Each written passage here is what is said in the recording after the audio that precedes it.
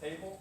You're actually feeling with your right hand, and you're actually trying to make sure it's loose.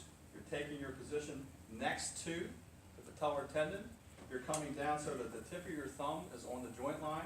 You're going to go posterior, and then you're going to come anterior. Okay? You can see how easy. A note about the back of your hand. Do not separate your fingers. Hold it as a cup. And if you find that you're really wailing on it and they're tight, that means you're pulling too hard. You do not, it's not a hard So test. think about that like this, intrinsic plus hand kind of, just like that. You're just, that's all you're doing. And you're really using your arm to do it. You're not like just doing Notice this. my elbows were in tight. Or a grip of death. You Move know, as you're- few things as you can in the course of doing your exam. Close before you open, keep your elbows in tight, apply your force posterior before you come anterior. Okay? MCL, valgus rest. MCL, again, I change my hips, I close before I open to neutral, I externally rotate, and do the same test. So neutral and external rotation. External rotation tests the posterior medial column. Varus, same thing, close before you open. Close, open. Again, notice my hand control on the medial line to control rotation. That I think is important. Posterior drawer, quad activating, 70 degrees to 90. Feel for the step off, put your thumbs on that area, push forward, pull back. But an anterior drawer is either a chronic problem or a significant posterior capsular injury. It's not particularly. It's not sensitive for the ACL. If you have an anterior drawer, there's something more going on. Okay? Maybe a simple operation like an ACL reconstruction won't be enough. Simple.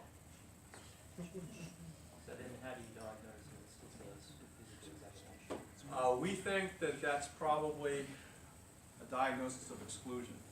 Unless you have locking on the medial side or the tenderness anterior to the LCL on the lateral side, then I'm hard felt for that. So there are lots and lots of people who've looked at, name the tests, squatting, McMurray, joint line tenderness, add them up, put them all together. The sensitivity and specificity is really, it's more of a clinical, more of a like history, mechanism of injury, and ultimately. What about the standing of 20 degrees, knee flexion rotation? That's what's been pushed Yep. recently. Yep, that is a fairly new test, but again, the measurement properties are, they're really fairly. And what are you going to do with it? Let's go from a different direction. When are you going to order an MRI? Well, we only order an MRI. I only ordered an MRI unless we're going to do something with it. Okay? So I'm saying, okay, there's a surgical evaluation coming forth, if indeed it's a positive irreparable test. or not. Okay? And then it's okay.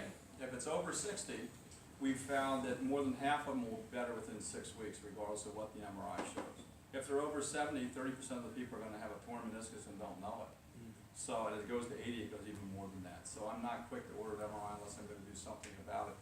I don't have the skill set to repair a 40-year-old meniscus. Those people who tell me they do, I say, great. This doesn't work in my hands. The amount of sutures that are in there and so forth that would be necessary for that would be cost prohibitive in most surgery centers. And if it really mattered to put in bud products, then I'll wait and see. But most of the people that are reporting on that have had other reasons to have it be positive. Okay. Other questions that you came with? We asked the folks in the beginning what they came to see, and there were only about 6 people in the room. But we are available for. Alright, well, so is there anything else that, From a test standpoint, who wanted us to talk about? Or is You anybody- came. I was going to ask. you anybody about wanna come and do this on?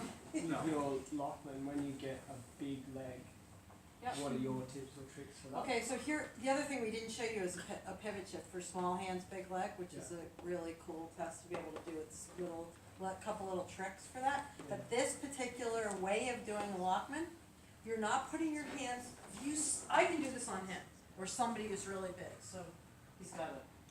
Gentlemen with the shorts? Come over here. Do you mind?